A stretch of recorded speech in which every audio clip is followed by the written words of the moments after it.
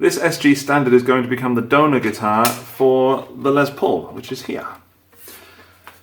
I was talking to my friend Josh, and he suggested that the blue Les Paul would look great with silver chrome hardware, and I agree. And it was something that's been playing on my mind since I started working on the blue Les Paul. So let's take the parts off this one and switch it with the Les Paul.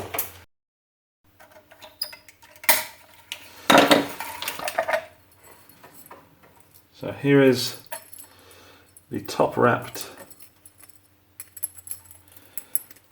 SG.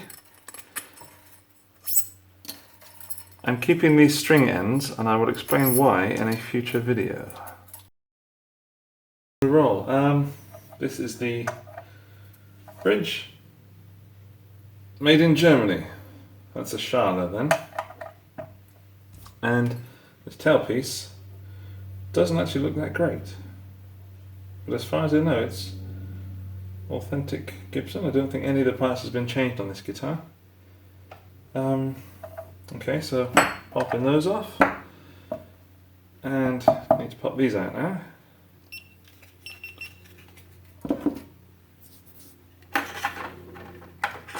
Taking the largest screwdriver I own. The SG is now without a tailpiece, but does have a bridge. I will attend to that later in a follow-up video, I'm sure. Now what I need to do is sort of go backwards on this now that I've found that that works. It means I don't have to adjust these holes, and I'm going to get the whole thing polished. I'm back with the Les Paul, and I've almost finished sanding and polishing. But before I go to the final stage of that, here there was a lot of damage around the edge where it's been worn away and relicked, and naturally I hope. What I decided to do is instead of trying to hide that, I'm going to run with it, and I've already started down here. I'll show you on the GoPro. This is where it's been worn away. It's down here, and the worst case was here, and that's what I've done. I've decided to put some quite thick faux binding on the edge. I'm going to use this tool here. This is a binding scraper that I've made out of a wing nut, a bolt, some washers, and a piece of wood that I found hanging around the garage. There's that razor blade, and all I have to do is butt that up to the edge and scrape away.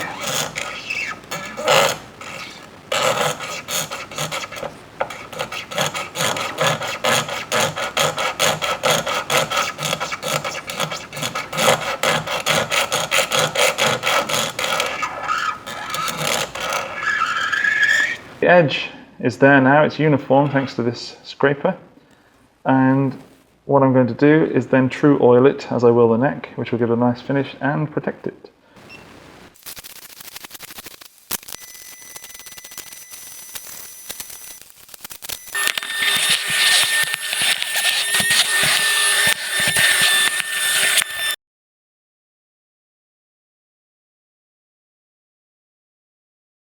Now I have to do these corners here and here freehand because I can't get the binding scraper in there, so in with another knife.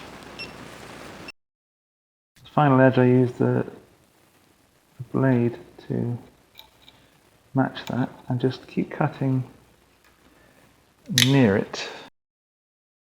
Okay, it has a nice defined edge, a little bit bright at the moment, and it's not quite clean. But now I'm going to do the edge around this edge as well, and then I can play like the edge. Here we go.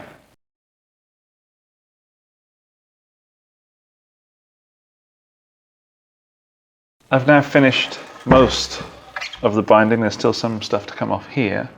However, I have decided that I'm going to use the heat gun to take all this off here. It's so destroyed and so dirty that I think I can get a better looking guitar by taking it off and oiling it.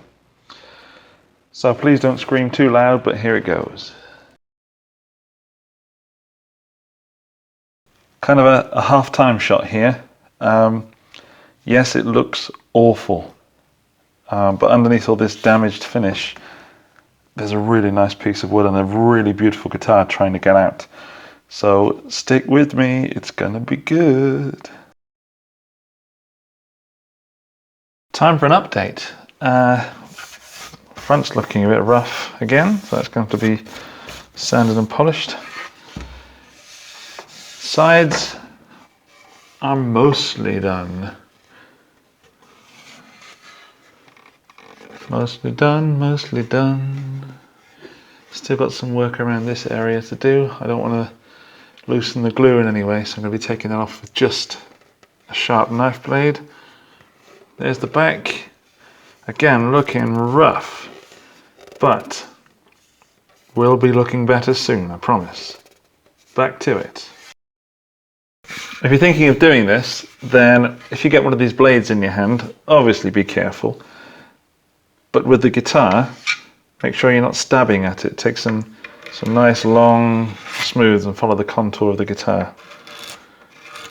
And don't go in at an angle because you'll end up chiseling away a big splinter. Then you'll have trouble. Don't come crying to me.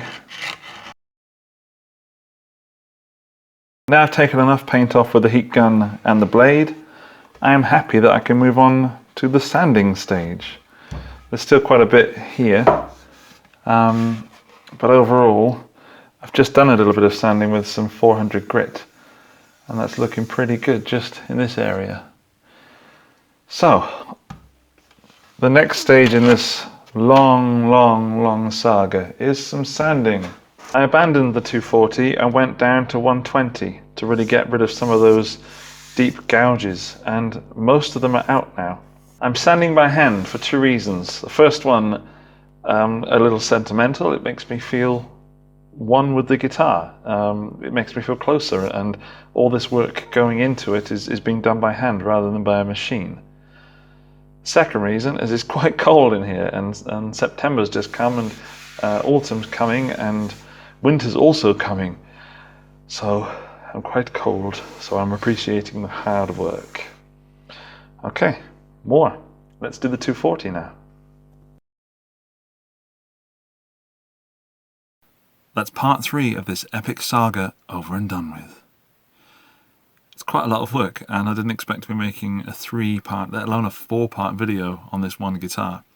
The stage I've got it to now is it's fully sanded, and I still need to do the neck, the decal, some more sanding and polishing on the front, add all the hardware, set it up with strings, and play it. That's going to come in part 4 next week. Thank you for watching this. If you enjoyed, please like, subscribe, and comment below. I have a Patreon if you want to visit it. That's going to be on your screen now, as well as some other videos and stuff from me. Thank you again, and I'll see you soon. I'm the Guitar Geek. Bye-bye.